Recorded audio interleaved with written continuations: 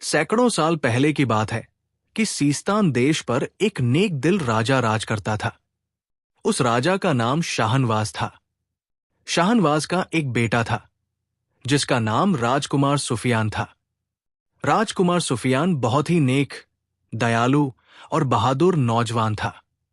उस राजकुमार को दूसरे राजकुमारों की तरह घूमने फिरने और शिकार वगैरह से कोई लगाव न था। वो अक्सर अपने पिता के साथ दरबार में जाता था और राजकाज के कामों में अपने पिता का हाथ बंटाता था। राजकुमार सुफियान बहादुर होने के साथ साथ बहुत बुद्धिमान भी था और यही कारण था कि उससे न केवल राजा बल्कि दरबारी भी बहुत खुश थे और उन्हें विश्वास था कि राजा शाहनवाज के बाद राजकुमार सुफियान ही सही उत्तराधिकारी सिद्ध होगा।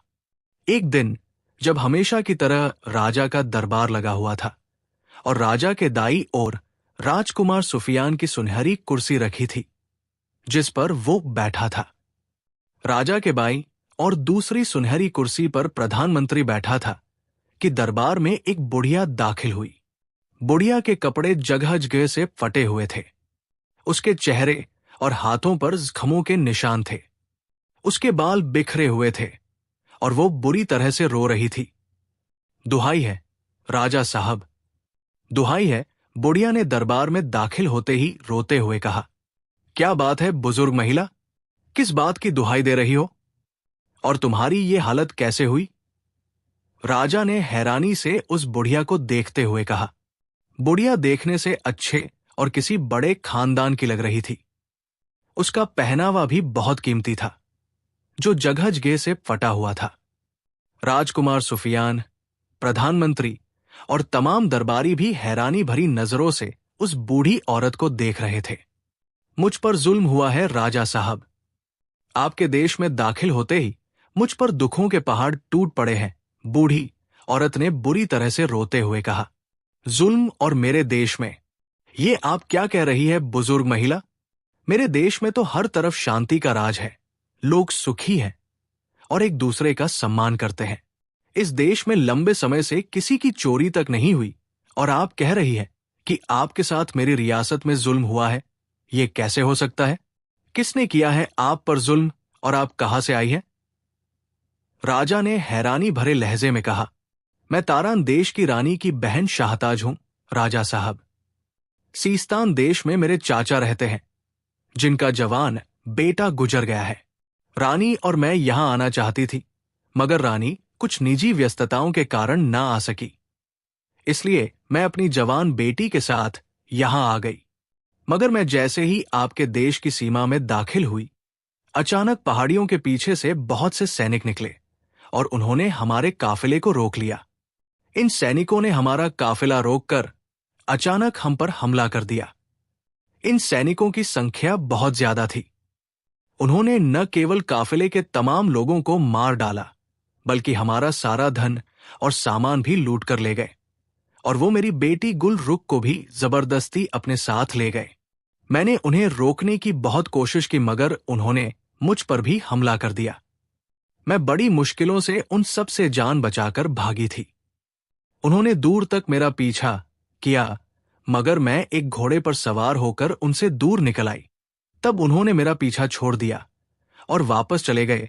बूढ़ी औरत ने रोते हुए अपना हाल बताया। असंभव, बिल्कुल असंभव। हमारे सीमा के सैनिक ऐसी नीच हरकत नहीं कर सकते।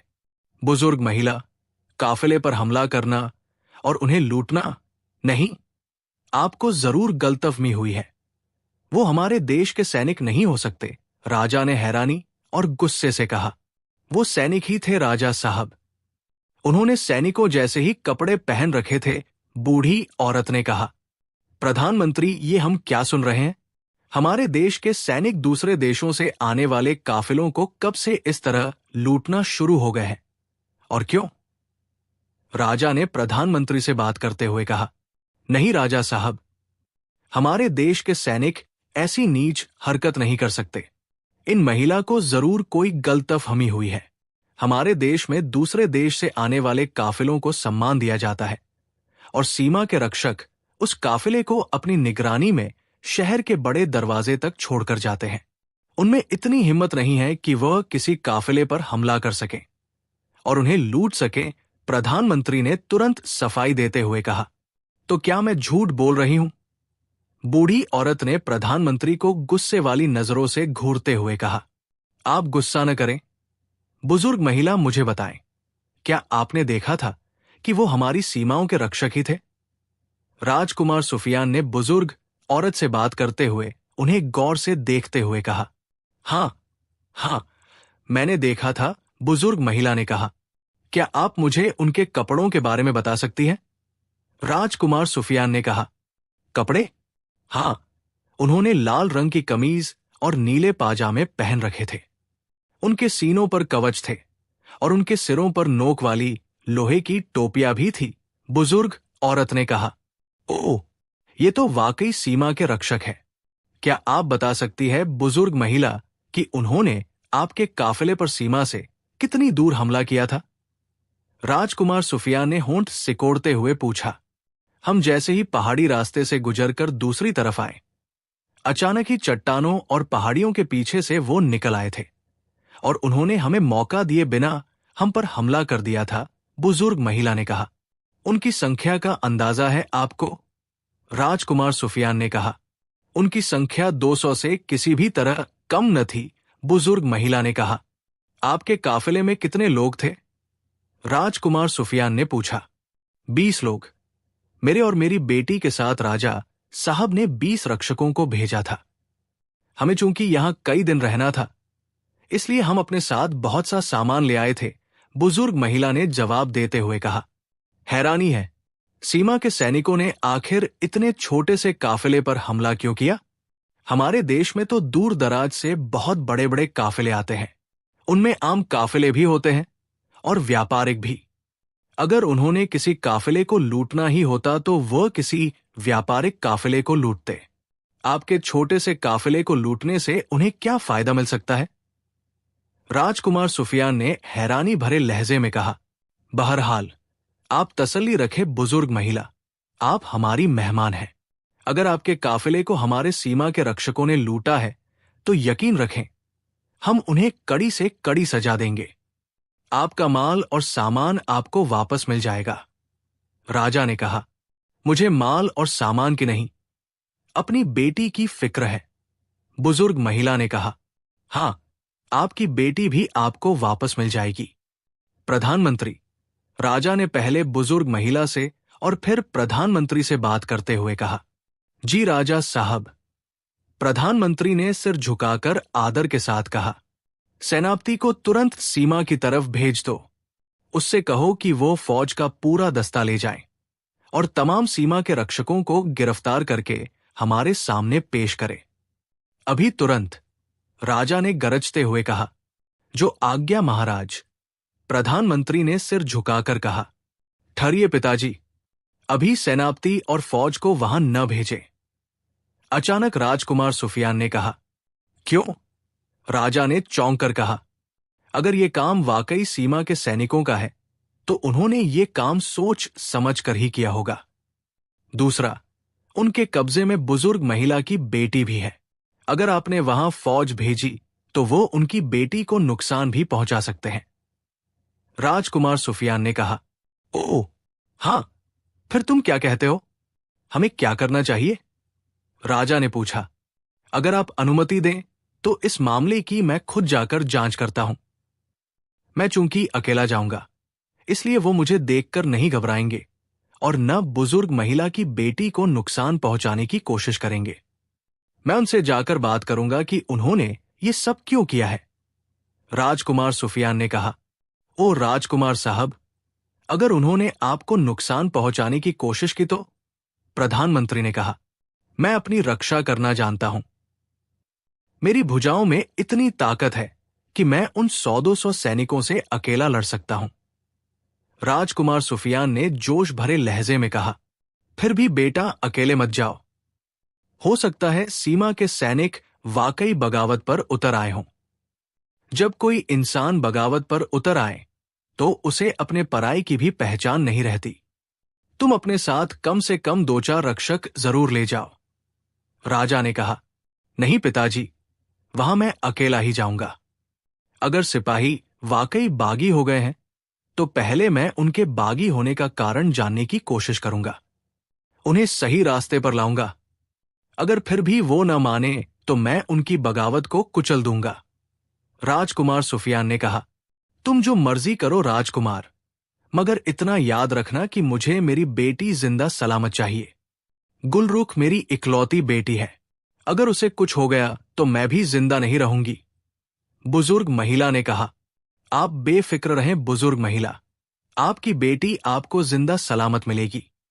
आप बस उसके लिए और मेरे हक में दुआ करें। राजकुमार सुफियान ने उठते हुए कहा, मेरी दुआएं तुम्हारे साथ है बेटा। अल्लाह तुम्हें अपने हिफ्ज ओ अमान में रखे। बुजुर्ग महिला ने उसे दुआ देते हुए कहा। राजकुमार सुफियान ने राजा से अनुमति ली और फिर वो दरबार से निकलता चला गया। राजकुमार सुफियान ने अस्तबल से अपना पसंदीदा अरबी नस्ल का सफेद घोड़ा निकाला और उस पर सवार होकर सीमा के इलाके की तरफ रवाना हो गया। शहर के बड़े दरवाजे से निकलकर उसने घोड़े को खुले मैदान में तेजी से दौड़ाना शुरू कर दिया।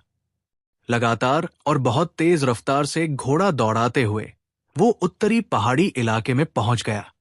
उन पहाड़ियों में एक बहुत बड़ा रास्ता था जिससे गुजरने के बाद सीस्तान देश की सीमा शुरू हो जाती थी। सीमा के रक्षकों ने उस रास्ते के इर्द गिर्द डेरा डाल रखा था ताकि वो हर आने जाने वाले पर नजर रख सकें। रास्ते से कुछ दूरी पर उन्होंने अपने रहने के लिए तंबू लगा रखे थे। ये तंबू रास्ते से हटकर काफी फासले पर थे। राजकुमार सुफियान घोड़ा दौड़ाते हुए उन तंबुओं की ही तरफ बढ़ रहा था। वो हैरान हो रहा था क्योंकि उसे वहां तंबू तो दिखाई दे रहे थे मगर वहां कोई इंसान दिखाई नहीं दे रहा था। उसे सीमा के रक्षक न उन तंबुओं के पास नजर आ रहे थे और न ही रास्ते के पास। राजकुमार घोड़ा दौड़ाते हुए तंबुओं के करीब आ गया और फिर ये देखकर वाकई उसकी हैरानी की सीमा नहीं रही कि वहां रक्षक तो रक्षक, उनके घोड़े भी कहीं दिखाई नहीं दे रहे थे। सारे तंबू खाली थे। अलबत्ता तंबुओं में रक्षकों के इस्तेमाल का सामान और उनके बिस्तर जरूर मौजूद थे। ये क्या? ये सब के सब रक्षक कहाँ गायब हो गए हैं? राजकुमार सुफियान ने हैरानी से बुदबुदाते हुए कहा। उसने घोड़े से उतरकर एक एक तंबू को देख लिया मगर वहां वाकई कोई इंसान मौजूद नहीं था। खाली तंबुओं को देखकर राजकुमार सुफियान घोड़े पर सवार हुआ और रास्ते के पास आ गया। उसने रास्ते और उसके इर्द गिर्द पहाड़ियों को भी देखा मगर सीमा के रक्षक यूं गायब थे जैसे गधे के सिर से सींग। राजकुमार सुफियान इस बात पर भी हैरान था कि बुजुर्ग महिला ने कहा था कि सीमा के रक्षकों ने जहां उनके काफिले पर हमला किया था वहां उन्होंने उनके 20 रक्षकों को भी मार डाला था। लेकिन दूरनजदीक राजकुमार को कोई लाश भी दिखाई नहीं दे रही थी और न ही वहां उसे ऐसे कोई निशान दिखाई दे रहे थे कि वहां मारकाट हुई हो। हैरानी है, अगर मैं बुजुर्ग महिला की बात को झूठ भी मान लूं तो ये सीमा के रक्षक सब कहां गायब हो सकते हैं? राजकुमार सुफियान ने एक चट्टान के करीब आकर घोड़े से उतरते हुए कहा। उसने घोड़े को यूं ही खुला छोड़ दिया और एक साफ सुथरी चट्टान पर आकर बैठ गया। तुम किसे तलाश कर रहे हो, खूबसूरत नौजवान? अचानक राजकुमार सुफियान को एक बारीक सी आवाज सुनाई दी तो वो बेअख्तियार चौंक पड़ा। उसने इधर उधर देखा मगर उसे वहां कोई दिखाई न दिया। आवाज किसी लड़की की थी। कौन है? ये कौन बोला है? राजकुमार सुफियान ने हैरानी से इधर उधर देखते हुए कहा। उसी क्षण राजकुमार सुफियान की आंखों के सामने चमक सी हुई और अचानक उसके सामने रंग बिरंगे पंखों वाली एक खूबसूरत तितली प्रकट हो गई। तितली अपने बड़े बड़े पंख फैलाए हवा में उड़ रही थी। राजकुमार सुफियान ने जो गौर से उस तितली को देखा तो उसकी आंखों में गहरी हैरानी उभर आई क्योंकि वह जिसे तितली समझ रहा था वो आम तितली नहीं थी बल्कि एक छोटी सी तितली परी थी। तितली परी ने सुनहरे रंग के बहुत ही सुंदर कपड़े पहन रखे थे। उसकी आंखें नीली थी और उसके सिर पर हीरों का एक बहुत ही सुंदर ताज जगमगा रहा था। तुम तितली हो?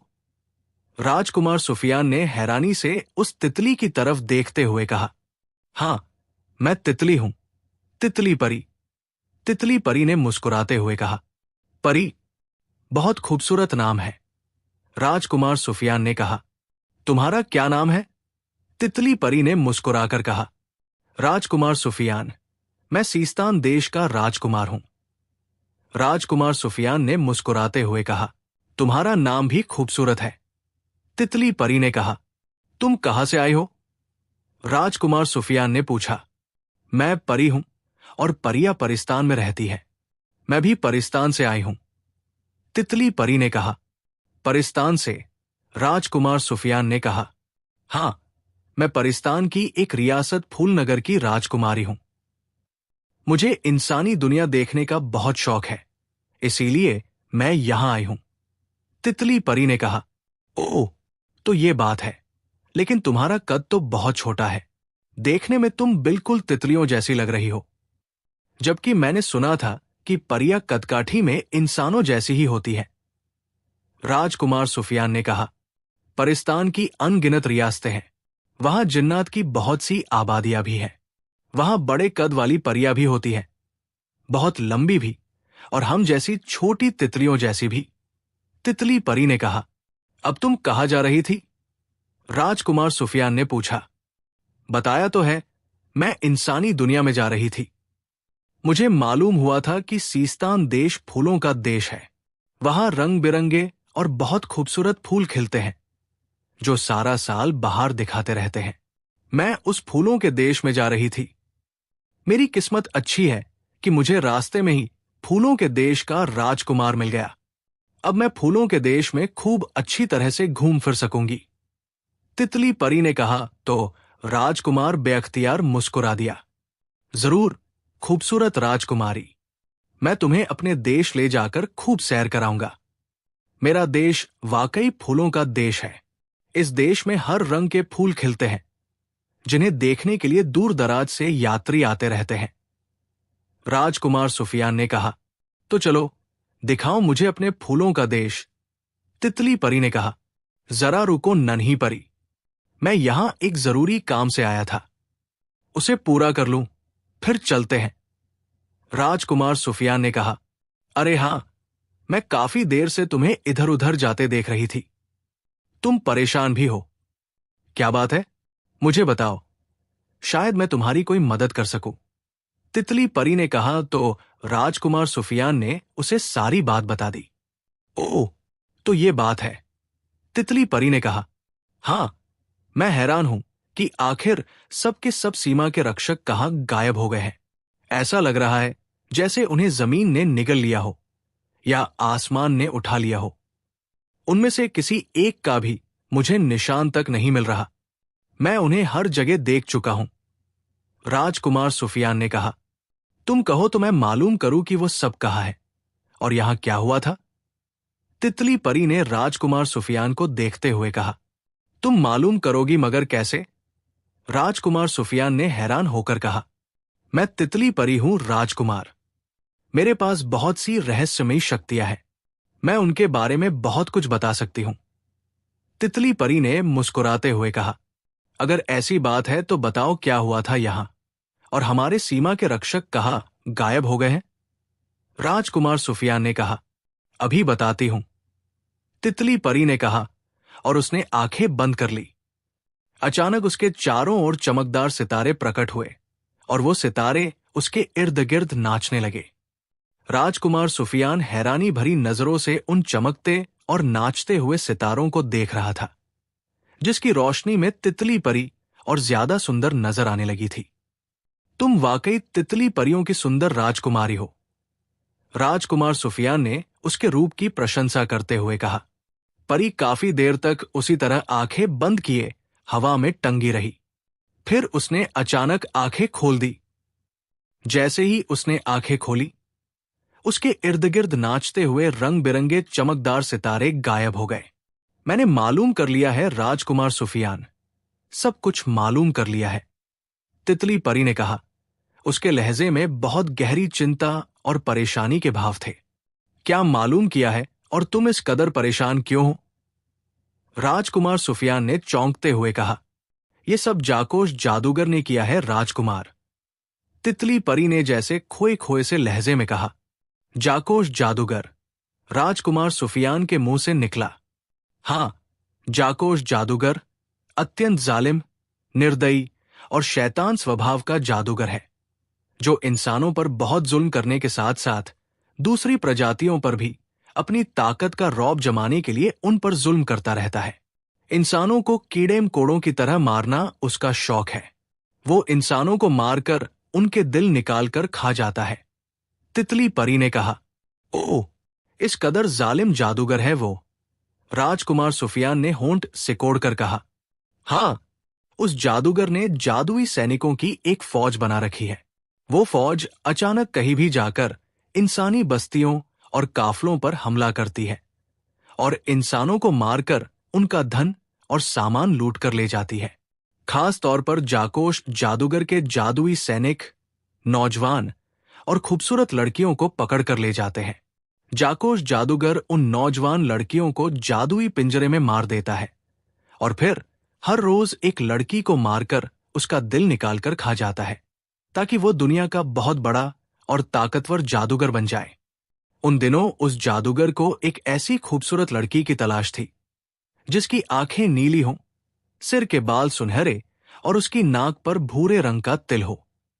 जाकोश जादूगर को उसकी जादुई ताकतों ने बताया था कि अगर वो ऐसी किसी लड़की को तलाश करके उससे शादी कर ले तो उसे जादूगरों की दुनिया में बहुत बड़ा दर्जा मिल जाएगा और वो सामरी जादूगर से भी बड़ा जादूगर बन जाएगा। जाकोश जादूगर के जादुई सैनिक हर जगह जाकर ऐसी लड़की तलाश कर रहे थे, जिसकी आंखें नीली, बाल सुनहरे और उसकी नाक पर भूरा तिल हो। फिर उन्हें मालूम हुआ कि तारान देश की राजकुमारी साइमा की बहन ही वो लड़की है जिसकी तलाश में वह दुनिया छान रहे थे। उस लड़की का नाम गुलरुख है, जो वाकई बहुत सुंदर है। उसकी आंखें बड़ी बड़ी और नीली है, उसके सिर के बाल सोने के तारों की तरह सुनहरे हैं और उसकी नाक पर एक छोटा सा भूरा तिल है। जाकोश जादूगर को जब मालूम हुआ कि उसकी मनचाही लड़की तारान देश में मौजूद है, तो उसने जादूगर सैनिकों को हुक्म दिया कि वो जाकर उस लड़की को उठा लाए। गुलरुख जिस महल में रहती है, उस महल में एक बहुत बड़े बुजुर्ग की मजार है। उस बुजुर्ग की मजार की वजह से जाकोश जादूगर और उसके सैनिक उस महल में दाखिल नहीं हो सकते। उन्होंने महल में दाखिल होने और महल से गुलरुख को बाहर लाने की हर मुमकिन कोशिश की, मगर किसी भी तरह वो अपने मकसद में कामयाब न हो सके और गुलरुख भी अपने महल से बहुत कम बाहर आती जाती थी। जाकोश जादूगर के सैनिक अब इस इंतजार में थे कि गुलरुख किसी तरह महल से बाहर आए तो वो उसे उठाकर ले जाए। महल में मौजूद नेक बुजुर्ग की मजार की वजह से वो महल के इर्द गिर्द भी नहीं रह सकते थे, इसलिए वो इन पहाड़ियों की तरफ आ गए। उन्होंने यहां मौजूद सीमा के रक्षकों को मार डाला और उन्हें जलाकर राख बना दिया और खुद उनकी जगह संभाल ली। फिर उन्हें सूचना मिली कि गुलरुख अपनी मां के साथ सीस्तान देश आ रही है। वो गुलरुख का इंतजार करने लगे। जैसे ही गुलरुख अपनी मां और रक्षकों के साथ यहां आई, उन्होंने अचानक उन पर हमला कर दिया। उन्होंने काफिले के रक्षकों को मार डाला और सामान लूटकर और गुलरुख को उठाकर ले गए। तितली परी ने राजकुमार सुफियान को बताया और खामोश हो गई। ओह, तो इन जादूगर सैनिकों ने हमारे रक्षकों को मार डाला है। राजकुमार सुफियान ने कहा, हां, वो सब के सब मारे गए हैं। जादूगर सैनिकों ने उन्हें जलाकर उनकी राख भी उड़ा दी है। तितली परी ने कहा, कहाँ है वो नीच जादूगर और उसके सैनिक? मैं उनमें से किसी को भी जिंदा नहीं छोड़ूंगा। उस जालिम और निर्दयी जादूगर का जिंदा रहना मानवता के लिए बहुत बड़ा खतरा है। मैं इस खतरे को हमेशा हमेशा के लिए खत्म कर दूंगा। तितली परी, तुम रहस्यमयी दुनिया की जानकार हो। मुझे बताओ, जाकोश जादूगर कहाँ रहता है? उसके जादूगर सैनिक गुलरुख को कहाँ ले गए हैं? मैंने गुलरुख की मां से वादा किया है कि मैं उसकी बेटी को जल्द से जल्द और जिंदा सलामत उसके पास पहुंचा दूंगा। मुझे अपना वादा पूरा करना है।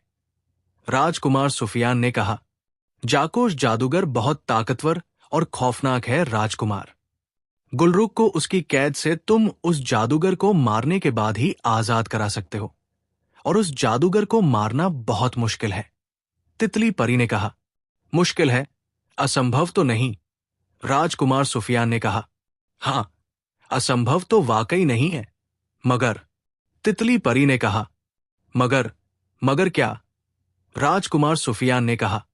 उस जादूगर को मारने के लिए तुम्हें उसकी सुनहरी घाटी में जाना पड़ेगा राजकुमार, और जब तक तुम्हारे पास चामलोश जिन की तलवार और उड़ने वाले काले जूते नहीं होंगे, तुम न सुनहरी घाटी में जा सकते हो और न जाकोश जादूगर को मार सकोगे।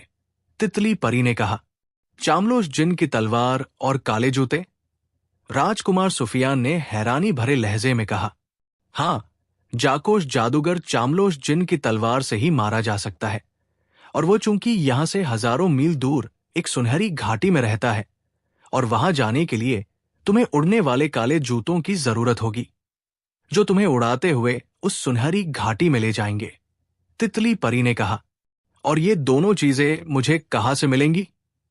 राजकुमार सुफियान ने कहा। चामलोश जिन यहां से उत्तर पूर्व की तरफ लाल जंगल में रहता है। उस जंगल तक तो मैं तुम्हें पहुंचा दूंगी, मगर तुम्हें वहां जाकर चामलोश जिन से मुकाबला करना पड़ेगा। उसके पास एक लंबी और बड़े फल वाली तलवार है, जिसे तुम उस जिन्न को मारकर ही उससे हासिल कर सकोगे। इसके बाद मैं तुम्हें एक जादुई द्वीप पर ले जाऊंगी।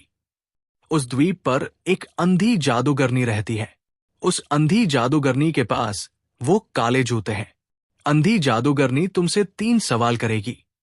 अगर तुमने उसके तीनों सवालों के ठीक ठीक जवाब दे दिए, तो उसकी आंखों की रोशनी वापस आ जाएगी। आंखें ठीक होने की खुशी में तुम उससे जो मांगोगे, वो तुम्हें दे देगी। तुम उससे उसके जादुई उड़ने वाले काले जूते मांग लेना। उन जूतों को जब तुम अपने पैरों में पहनोगे, तो तुम्हारा शरीर हल्का फुल्का हो जाएगा, और तुम उन्हें जहां जाने का हुक्म दोगे, वो तुम्हें फौरन उड़ाकर वहां पहुंचा देंगे। तितली परी ने कहा। ठीक है, मैं ये सब करने के लिए तैयार हूं, लेकिन एक समस्या है। राजकुमार सुफियान ने कहा। कैसी समस्या? जिन्न और जादूगर का तो मैं मुकाबला कर लूंगा, लेकिन अगर जाकोश जादूगर ने मुझ पर जादुई हमला किया, तो मैं उससे कैसे बचूंगा? वो तो मुझे फूंक मारकर एक पल में जलाकर राख कर देगा। राजकुमार सुफियान ने कहा। मैं तुम्हारे साथ रहूंगी राजकुमार। जब तक मैं तुम्हारे साथ हूं, तुम पर किसी जादू का असर नहीं हो सकता। बेफिक्र रहो। तितली परी ने कहा। ओह, अगर ऐसी बात है तो फिर वाकई मुझे कोई परेशानी नहीं होगी। राजकुमार सुफियान ने खुश होकर कहा। तो चलो, सबसे पहले मैं तुम्हें लाल जंगल में पहुंचा दूं। चामलोश जिन्न देखने में अत्यंत ताकतवर और विशाल है। वो तुमसे तलवारबाजी करेगा। मुझे मालूम है कि तुम तलवार चलाने में बहुत माहिर हो, इसलिए वो ज्यादा देर तुम्हारे सामने नहीं ठहर सकेगा। तुम कोशिश करके उसकी दोनों टांगे काट देना। वो जैसे ही गिरेगा, तुम उसकी गर्दन उड़ा देना। तितली परी ने कहा। ठीक है, चलो। राजकुमार सुफियान ने कहा। तुम अपने घोड़े पर बैठो, मैं तुम्हारे आगे उड़ती हूं। तुम मेरे पीछे आ जाना, और हां, तुम जैसे ही मेरे साथ सफर करोगे, तुम्हारे इर्द गिर्द पीली रोशनी फैल जाएगी। तुम्हें आसपास का माहौल दिखाई नहीं देगा। तुम घबरा मत जाना और मेरे पीछे सफर करते रहना। मैं तुम्हें एक तिलिस्मी रास्ते से गुजार कर लाल जंगल में ले जाऊंगी। अगर तुमने आम रास्ते से सफर किया, तो तुम्हें वहां तक पहुंचते पहुंचते कई महीने लग जाएंगे। तितली परी ने कहा। मैं समझ गया। चलो, मैं इस मामले को जल्द से जल्द खत्म करना चाहता हूं। राजकुमार सुफियान ने कहा तो तितली परी ने हां में सिर हिला दिया। राजकुमार सुफियान ने घोड़े की लगाम पकड़ी और उस पर सवार हो गया। तितली परी उड़ती हुई राजकुमार सुफियान के करीब आई, और उसने राजकुमार सुफियान और उसके घोड़े के इर्द गिर्द 3 चक्कर लगाए। राजकुमार सुफियान के इर्द गिर्द नन्हे से सितारे जगमगाने लगे, यहां तक कि वो और उसका घोड़ा उन सितारों में छुप गए। फिर तेज रोशनी सी चमकी और सितारे गायब हो गए। अब राजकुमार सुफियान को यूं लगने लगा जैसे उसके इर्द गिर्द पीले रंग का गुबार फैल गया हो। इस गुबार में नन्हे सितारे जगमगा रहे थे, जो राजकुमार सुफियान और उसके घोड़े के इर्द गिर्द नाच रहे थे। उन सितारों से हल्की हल्की रोशनी फूट रही थी, जो राजकुमार सुफियान को बहुत अच्छी लग रही थी। उसे अपने घोड़े और अपनी नजरों के सामने तितली परी के सिवा और कुछ दिखाई नहीं दे रहा था। आओ राजकुमार, मेरे पीछे आओ, तितली परी ने कहा और पंख मारते हुए उड़ने लगी। उसे उड़ता देखकर राजकुमार सुफियान ने अपना घोड़ा उसके पीछे लगा दिया। परी के उड़ने की रफ्तार बहुत तेज थी। ये देखकर राजकुमार सुफियान ने घोड़े को एड़ लगाई और घोड़ा अत्यंत तेजी से भागने लगा। तितली परी बहुत तेजी से उड़ी जा रही थी और राजकुमार सुफियान बिजली की रफ्तार से उसके पीछे घोड़ा भगा रहा था। उसके इर्द गिर्द लगातार पीला गुबार छाया हुआ था। राजकुमार सुफियान को इस पीले गुबार में रास्ता दिखाई नहीं दे रहा था। वो नहीं जानता था कि वो किन रास्तों पर घोड़ा दौड़ा रहा है और तितली परी उसे कहाँ ले जा रही है। इसी तरह लगातार सफर करते हुए आखिरकार तितली परी की रफ्तार कम हुई और वो पंख मारती हुई मुड़कर राजकुमार सुफियान को देखने लगी। बस राजकुमार, घोड़ा रोक लो, तितली परी ने कहा तो राजकुमार सुफियान ने घोड़ा वही रोक लिया। क्या हम पहुंच गए हैं? राजकुमार सुफियान ने कहा। पीला गुबार अभी भी उसके इर्द गिर्द मौजूद था। हां, हम लाल जंगल में हैं, तितली परी ने हां में सिर हिलाते हुए कहा। तो फिर इस पीले गुबार को खत्म करो, ताकि मैं चामलोश जिन्न को तलाश करके और उसे मारकर उसकी तलवार हासिल कर सकूं, राजकुमार सुफियान ने कहा। चामलोश जिन्न मेरी नजरों के सामने ही है राजकुमार, तितली परी ने कहा। ओ, कहाँ है वो? राजकुमार सुफियान ने कहा। मैं इस पीले गुबार को हटाऊंगी तो वह तुम्हारे सामने होगा, लेकिन इससे पहले कि मैं इस गुबार को खत्म कर दूं, मैं तुम्हें एक चीज देती हूं। इसे मुंह में रख लो, तितली परी ने कहा और उसने हवा में हाथ मारा तो उसके हाथ में सुनहरे रंग का एक मोती आ गया। मोती मटर के दाने जितना था और उसमें से सुनहरे रंग की किरणें निकल रही थी। ये लो, इसे मुंह में रख लो। इस सुनहरे मोती को मुंह में रखने से तुम्हारे शरीर में अपार शक्ति आ जाएगी और तुम आसानी से चामलोश जिन्न का मुकाबला कर सकोगे, तितली परी ने कहा तो राजकुमार सुफियान ने हां में सिर हिलाकर उससे मोती ले लिया। उसने मोती मुंह में रखा तो अचानक उसे एक हल्का सा झटका लगा और साथ ही उसे अपने शरीर में बिजली की लहरें सी भरती हुई महसूस होने लगी। मैं पीली धुंध खत्म कर रही हूं, अब तुम चामलोश जिन्न से लड़ने के लिए तैयार हो जाओ, तितली परी ने कहा तो राजकुमार सुफियान ने हां में सिर हिला दिया। तितली परी ने दोनों हाथों को आगे किया और फिर दोनों हाथ दरवाजा खोलने वाले अंदाज में दाएं बाएं फैला दिए। दूसरे ही पल राजकुमार सुफियान ने अपने इर्द गिर्द छाए हुए पीले गुबार और चमकदार सितारों को गायब होते देखा। पीली धुंध का गुबार गायब हुआ तो राजकुमार सुफियान ने देखा वो एक जंगल के बीच वाले हिस्से में मौजूद था। उसके सामने जमीन का एक बहुत बड़ा खाली टुकड़ा था, जबकि उसके चारों तरफ लाल रंग के पेड़ थे। उन पेड़ों के पत्ते भी लाल रंग के थे, यहां तक कि रोशनी भी लाल लाल सी थी। शायद इस लाल रंगत की वजह से इस जंगल को लाल जंगल कहा जाता था। राजकुमार सुफियान फौरन घोड़े से उतर आया। कहाँ है चामलोश जिन्न? राजकुमार सुफियान ने हैरानी से इधर उधर देखते हुए कहा, लेकिन उसे वहां कोई जिन्न दिखाई नहीं दे रहा था। अचानक एक जोरदार कड़ाका हुआ। कड़ाके की आवाज सुनकर राजकुमार सुफियान उछलकर कई कदम पीछे हट गया। उसने फौरन म्यान से अपनी तलवार खींच ली। उसके सामने बिजली की लहर सी चमकी और अचानक वहां एक बहुत बड़ा, ताकतवर और खौफनाक जिन्न प्रकट हो गया। उस जिन्न का रंग काला था। उसका चेहरा अत्यंत भयानक था, जिसकी आंखें लाल थी और उसने लाल रंग की लंगोटी पहन रखी थी। उसके एक हाथ में बड़ी सी तलवार भी थी। उस खौफनाक जिन्न को देखकर राजकुमार सुफियान एक पल के लिए घबरा सा गया। उसने पहले कभी इस कदर बड़ा और खौफनाक जिन्न नहीं देखा था। आदमजाद, तुम आदमजाद हो। जिन ने राजकुमार सुफियान को घूरते हुए गरज कर कहा, हां, मैं आदमजाद हूं। मेरा नाम राजकुमार सुफियान है। राजकुमार सुफियान ने खुद को संभालते हुए कहा, क्यों आए हो यहां और क्या चाहते हो? जिन ने उसी तरह गरजते हुए कहा, मैं तुम्हें मारने आया हूं, चामलोश जिन्न। तुम्हें मारकर मैं तुम्हारी तलवार हासिल करना चाहता हूं, जिससे जाकोश जादूगर को मारा जा सकता है। राजकुमार सुफियान ने बेखौफ होकर कहा, क्या तुम मुझे मारोगे, चामलोश जिन्न को? हां, हां, हां। एक मामूली आदमजाद चामलोश जिन्न को मारेगा? बहुत खूब। चामलोश जिन्न ने मजाक उड़ाते हुए ठहाके लगाते हुए कहा, हां, मैं राजकुमार सुफियान तुम्हें मारूंगा। राजकुमार सुफियान ने सीना ठोंक कर कहा, तो फिर आओ, देखता हूं तुम्हें कितना दमखम है। चामलोश जिन्न ने गुर्राकर कहा। उसने तलवार दोनों हाथों से पकड़ी और कदम बढ़ाकर राजकुमार सुफियान के करीब आ गया।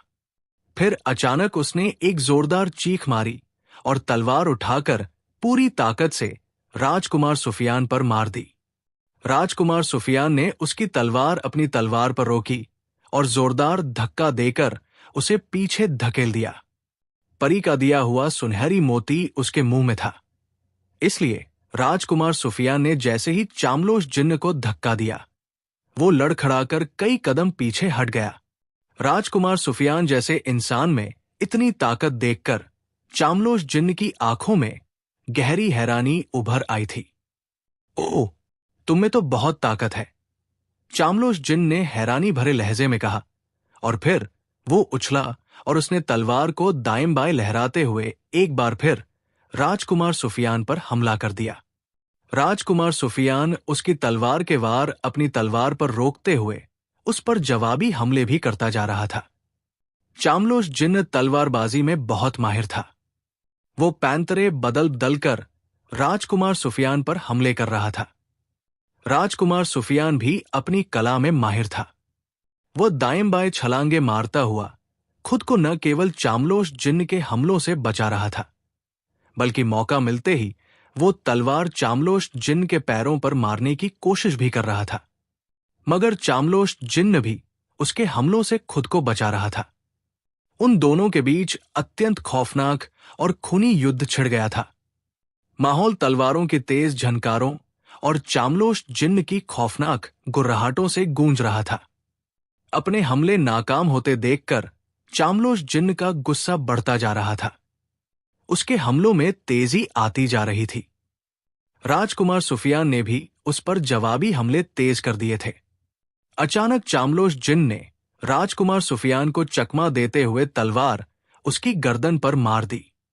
राजकुमार सुफियान फौरन नीचे झुक गया और चामलोश जिन्न की तलवार ठीक उसके ऊपर से गुजर गई। चामलोश जिन्न ने पूरी ताकत से तलवार घुमाई थी, इसलिए तलवार के साथ ही उसका शरीर भी दूसरी तरफ घूम गया था।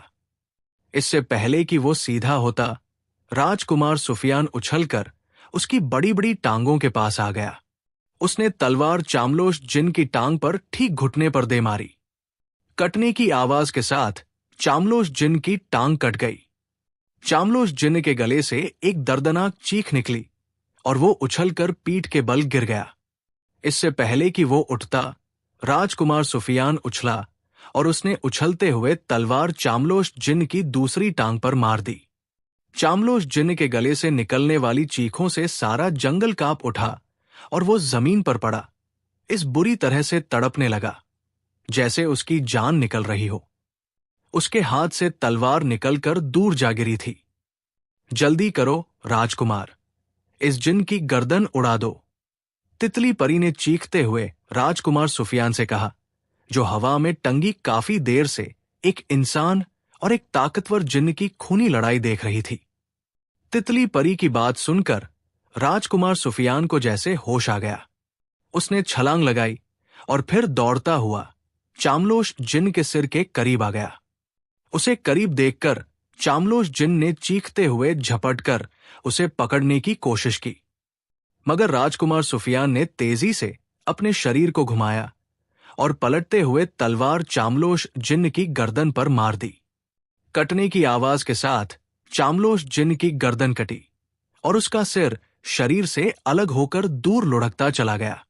चामलोश जिन्न का बिना सिर का शरीर जोर से तड़पा और फिर शांत होता चला गया। बहुत खूब राजकुमार, बहुत खूब। तुमने इस ताकतवर जिन्न को मारकर वाकई ये साबित कर दिया है कि तुम एक बहादुर इंसान हो। चामलोश जिन्न को मरा हुआ देखकर तितली परी ने राजकुमार सुफियान की प्रशंसा की तो राजकुमार सुफियान मुस्कुरा दिया। चामलोश जिन्न से लंबी और भयानक जंग करके वो बुरी तरह से थक गया था। वो कुछ पल चामलोश जिन्न की लाश के पास खड़ा गहरे गहरे सांस लेता रहा। फिर उसने अपनी तलवार एक तरफ फेंकी और आगे बढ़कर चामलोश जिन्न की तलवार उठा ली। चामलोश जिन्न की तलवार बहुत भारी थी, लेकिन राजकुमार सुफियान ने तितली परी का जो सुनहरा मोती मुंह में रखा हुआ था, इसलिए उसे तलवार का वजन ज्यादा महसूस नहीं हो रहा था। तलवार बहुत बड़ी थी, मगर जैसे ही राजकुमार सुफियान ने इस तलवार को पकड़ा, तलवार खुद ब खुद छोटी होकर आम सी तलवार बनती चली गई और राजकुमार सुफियान ने तलवार म्यान में रख ली। अब चलो, मैं अब तुम्हें अंधी जादूगरनी के पास ले चलूं। तितली परी ने राजकुमार सुफियान के करीब आते हुए कहा। हां, चलो, राजकुमार सुफियान ने सिर हिलाकर कहा। उसने इधर उधर देखा कि कहीं उसका घोड़ा जिन्न को देखकर भाग न गया हो, लेकिन वो पहले की तरह पेड़ों के पास खड़ा था। राजकुमार सुफियान अपने घोड़े के पास आया और उस पर सवार हो गया। तितली परी ने एक बार फिर राजकुमार सुफियान और उसके घोड़े के इर्द गिर्द चक्कर लगाए। इस बार राजकुमार सुफियान के चारों ओर पीले के बजाय लाल रंग के धुएं का गुबार फैल गया। तितली परी उड़ी और राजकुमार सुफियान ने उसके पीछे घोड़ा दौड़ाना शुरू कर दिया। तितली परी के कहने पर काफी देर सफर करने के बाद जब राजकुमार सुफियान ने घोड़ा रोका और उसके इर्द गिर्द छाया हुआ लाल धुएं का गुबार हटा, तो उसने खुद को एक बहुत बड़े द्वीप पर पाया। द्वीप सुनसान और वीरान था। वहां पेड़ और पौधों नाम की कोई चीज नजर नहीं आ रही थी। पथरीली जमीन पर हर तरफ बड़ी बड़ी चट्टानें बिखरी हुई थी। सामने एक चट्टान पर एक काले रंग की भयानक शक्ल वाली बुढ़िया बैठी थी। उस बुढ़िया ने काले रंग का लंबा सा पहनावा पहन रखा था। उसके बाल सफेद थे और उसकी आंखें भी बिल्कुल सफेद थी। क्या यह है अंधी जादूगरनी? राजकुमार सुफियान ने तितली परी से बात करते हुए पूछा। हां, यही है, इसके पास जाओ। ये तुमसे 3 सवाल करेगी। अगर तुमने उनके सही जवाब दे दिए तो इसकी आंखें ठीक हो जाएंगी। आंखें ठीक हो जाने के बाद ही तुम इससे उड़ने वाले जूते हासिल कर सकोगे। तितली परी ने कहा। इसके सवाल क्या है और मैं उनके क्या जवाब दूंगा? राजकुमार सुफियान ने कहा। वो बुद्धि के सवाल करेगी। तुम बुद्धिमान हो, मुझे विश्वास है कि तुम उसके बिल्कुल सही जवाब दोगे। तितली परी ने मुस्कुराकर कहा। और अगर मैं इसके किसी सवाल का जवाब न दे सका तो? राजकुमार सुफियान ने कहा। हां, मैं तुम्हें यह बताना भूल गई थी। अगर तुमने अंधी जादूगरनी के किसी सवाल का जवाब न दिया तो तुम पत्थर के बन जाओगे और तुम्हें हमेशा के लिए यही रहना पड़ेगा। फिर मैं भी तुम्हारी कोई मदद नहीं कर सकूंगी। तितली परी ने जवाब दिया। ओह, यह स्थिति तो बहुत खतरनाक है। राजकुमार सुफियान ने कहा। हाय, तो मगर हिम्मत करो, मुझे विश्वास है कि तुम असफल नहीं होगे। तितली परी ने कहा। ठीक है, अब जो होगा देखा जाएगा। राजकुमार सुफियान ने कहा और घोड़े से उतरकर चट्टानों की तरफ बढ़ता चला गया। चट्टानों पर चढ़कर वो अंधी जादूगरनी के सामने जा पहुंचा। कौन है? कौन है यहां? अंधी जादूगरनी ने उसकी मौजूदगी का एहसास होते ही इधर उधर सिर घुमाते हुए कहा। मैं राजकुमार सुफियान हूं। राजकुमार सुफियान ने कहा। एक अनजान आवाज सुनकर अंधी जादूगरनी बुरी तरह चौंक पड़ी। राजकुमार सुफियान। कौन राजकुमार सुफियान? क्यों आए हो यहां? अंधी जादूगरनी ने तेज लहजे में कहा तो राजकुमार सुफियान ने उसे गुलरुख और चामलोश जिन्न के बारे में सब कुछ बता दिया, जिससे खूनी जंग करके उसने तलवार हासिल की थी। ओह, तो तुम मुझसे उड़ने वाले जूते लेने आए हो? अंधी जादूगरनी ने कहा। हाँ, मैं इन्हीं जूतों से उड़कर जाकोश जादूगर की सुनहरी घाटी में जा सकता हूं। अंधी जादूगरनी, मुझे मालूम हुआ है कि उड़ने वाले काले जूते तुम्हारे पास हैं। राजकुमार सुफियान ने कहा। हाँ, वो चमत्कारी जूते मेरे पास है राजकुमार। इन जूतों से उड़कर तुम दुनिया के किसी भी हिस्से में कुछ ही पलों में पहुंच सकते हो। अंधी जादूगरनी ने सिर हिलाते हुए कहा। क्या तुम वो जूते मुझे दे सकती हो? राजकुमार सुफियान ने कहा। हां, दे सकती हूं, लेकिन इसके लिए तुम्हें मेरे 3 सवालों के जवाब देने होंगे। अगर तुमने मेरे सवालों के सही जवाब दे दिए तो मैं चमत्कारी जूते खुशी खुशी तुम्हें दे दूंगी। अंधी जादूगरनी ने कहा। तो ठीक है, बताओ, सवाल बताओ। राजकुमार सुफियान ने जल्दी से कहा। सोच लो राजकुमार, अगर तुमने मेरे सवालों के गलत जवाब दिए तो तुम्हारा हाल भी उन इंसानों जैसा हो जाएगा जिन्होंने मेरे सवालों के गलत जवाब दिए थे। अंधी जादूगरनी ने कहा। ओह, क्या हुआ था उनका हाल? राजकुमार सुफियान ने चौंक कर पूछा। ऊपर आओ और इस पहाड़ी की दूसरी तरफ खुद अपनी आंखों से देख लो। अंधी जादूगरनी ने कहा तो राजकुमार सुफियान कुछ सोचकर ऊपर आ गया। उसने अंधी जादूगरनी के कहने पर पहाड़ी की दूसरी तरफ देखा तो वो एक पल के लिए काम कर रह गया। पहाड़ी की दूसरी तरफ एक छोटा सा मैदान था। उस मैदान में उसे अनगिनत इंसान मूरत बने दिखाई दे रहे थे। ये क्या? क्या ये सब इंसान जीवित थे? राजकुमार सुफियान ने हैरानी भरे लहजे में कहा। हां, ये सब के सब जीवित थे। ये मुझसे धन प्राप्त करना चाहते थे। मैंने एक जादुई शक्ति को इंसानी रूप में जगह जगह भेज रखा है, जो मेरे बारे में हर तरफ ये घोषणा करती है कि अगर कोई इस द्वीप पर आकर मेरे 3 आसान सवालों के सही सही जवाब देगा तो मैं उसे पुरस्कार में अनगिनत हीरे जवाहरात दूंगी। यहां आने वाले ये सब इंसान धन के लालची थे, जो मेरे सवालों के जवाब न दे सके, और मैंने उन्हें पत्थर की मूर्तों में बदल दिया। तुम पहले इंसान हो जो यहां धन के लालच के लिए नहीं आए, बल्कि एक नेक काम के लिए मुझसे उड़ने वाले जूते लेने आए हो। लेकिन मैं वो जूते तुम्हें भी इसी शर्त पर दूंगी जब तुम मेरे सवालों के सही सही जवाब दोगे। अंधी जादूगरनी ने कहा। अगर मैंने तुम्हें सही जवाब दे दिए तो क्या उड़ने वाले काले जूतों के साथ तुम मेरी एक और बात मान सकोगी? राजकुमार सुफियान ने कहा। कौन सी बात? अंधी जादूगरनी ने कहा। मैं चाहता हूं तुम इन सब इंसानों को दोबारा उनकी असली हालत में लाकर उन्हें वापस उनके देशों में भेज दो। क्या तुम ऐसा कर सकती हो? राजकुमार सुफियान ने कहा तो अंधी जादूगरनी बेअख्तियार हंस पड़ी। तुम बहादुर होने के साथ साथ दयालु भी हो राजकुमार। ठीक है, अगर तुमने मेरे तीनों सवालों के ठीक ठीक जवाब दे दिए तो मैं उड़ने वाले काले जूते तुम्हें दे दूंगी, और इन तमाम इंसानों को भी मूर्तों से दोबारा इंसान बनाकर और उन्हें बहुत सा पुरस्कार देकर उनके देशों में वापस भेज दूंगी। अंधी जादूगरनी ने कहा तो उसकी बात सुनकर राजकुमार सुफियान की आंखों में चमक आ गई।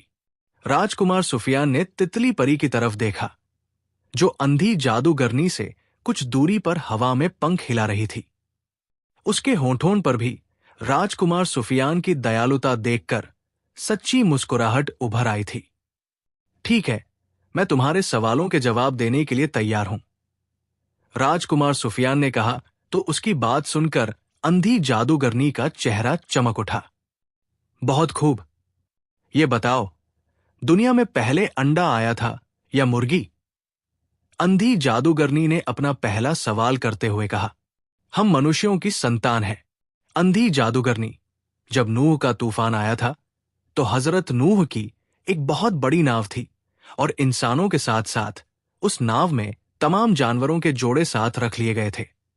इससे पहले मुर्गी ही इस दुनिया में मौजूद थी। राजकुमार सुफियान ने इस साधारण और आसान सवाल का जवाब बिना किसी परेशानी के देते हुए कहा तो अंधी जादूगरनी खुशी से उछल पड़ी। तुमने बिल्कुल सही कहा है राजकुमार, वाकई दुनिया में पहले मुर्गी आई थी। तुम बुद्धिमान हो, बहुत बुद्धिमान, अंधी जादूगरनी ने खुश होते हुए कहा।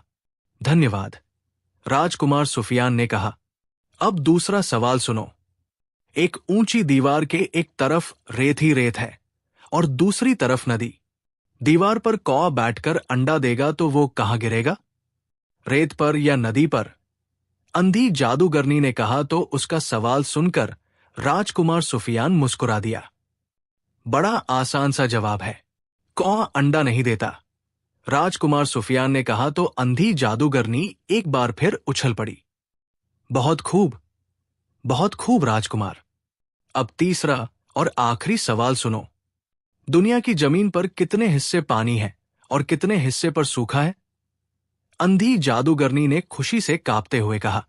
उसका सवाल सुनकर राजकुमार सुफियान ने चैन की सांस ली, जैसे वो डर रहा हो कि अंधी जादूगरनी कहीं उससे ऐसा सवाल न कर दे जिसका जवाब देने में उसे मुश्किल हो, और ऐसी स्थिति में वो वही पत्थर का बन सकता था।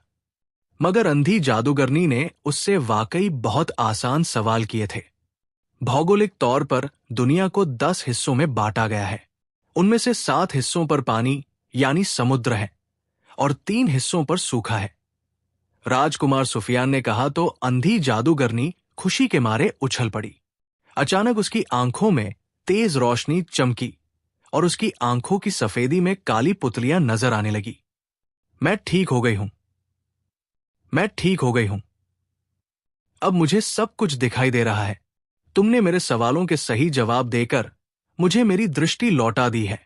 बुद्धिमान राजकुमार, मैं बहुत खुश हूं, बहुत खुश। अंधी जादूगरनी ने खुशी से नाचते हुए कहा, जिसकी आंखें वाकई अब ठीक हो गई थी।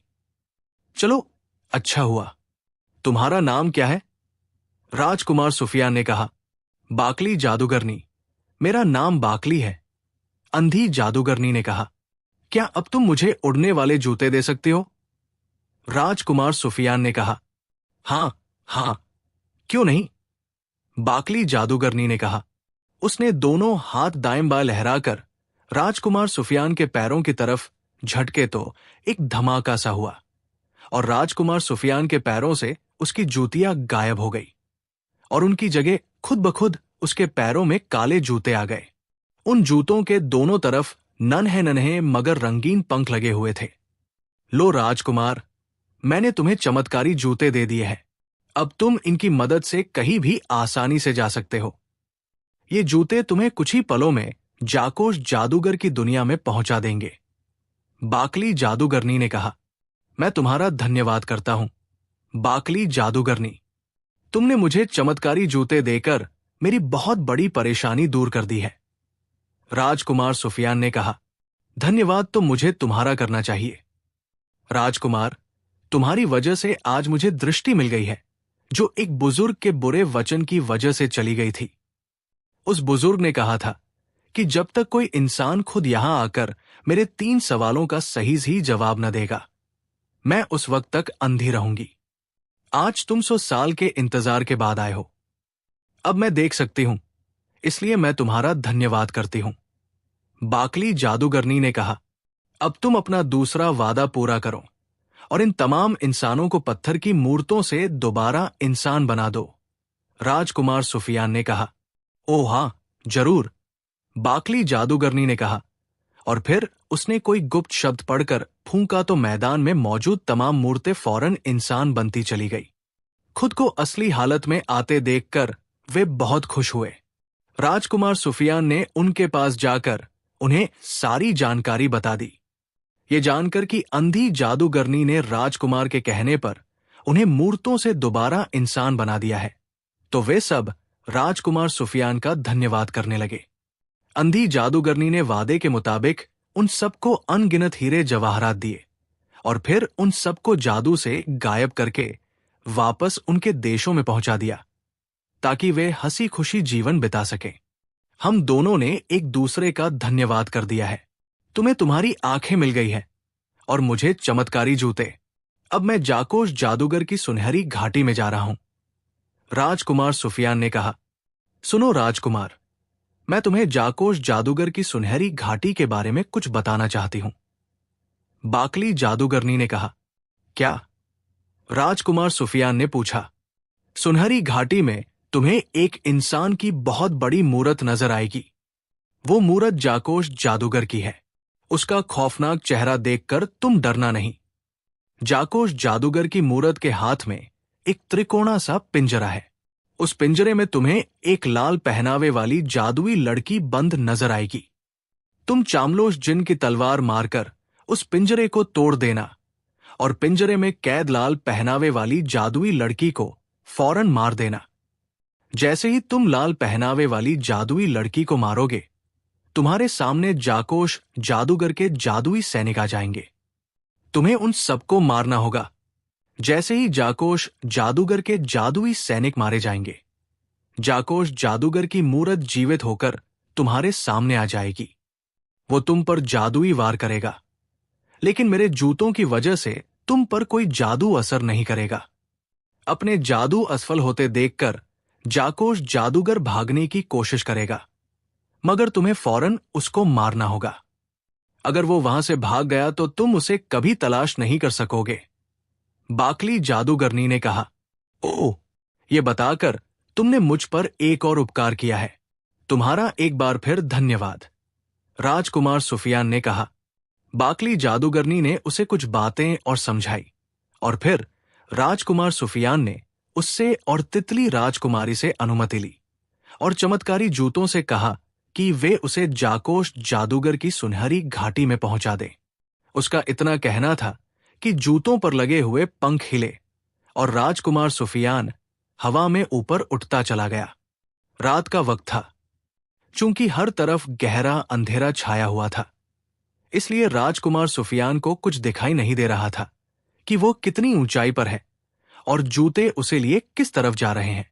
वो काफी देर उड़ता रहा। फिर राजकुमार सुफियान को ऐसा महसूस हुआ जैसे वो नीचे उतरता जा रहा हो। कुछ ही पलों में उसके कदम जमीन पर आ लगे। जैसे ही उसके कदम जमीन पर लगे, अचानक तेज रोशनी चमकी और राजकुमार सुफियान के इर्द गिर्द सुनहरी रोशनी सी फैल गई। वो सुनहरी रंग की अजीबोगरीब घाटी में खड़ा था।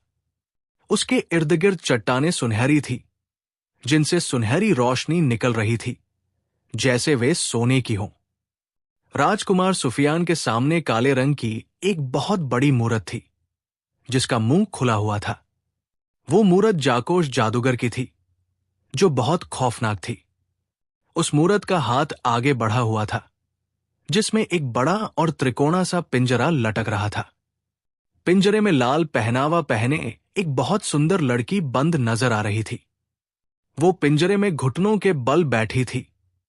राजकुमार को देखकर वो बुरी तरह से चौंकी। इससे पहले कि वो राजकुमार सुफियान से कोई बात करती, राजकुमार सुफियान ने तलवार को दोनों हाथों से पकड़कर अपने शरीर को घुमाकर तलवार पूरी ताकत से उस पिंजरे पर मार दी।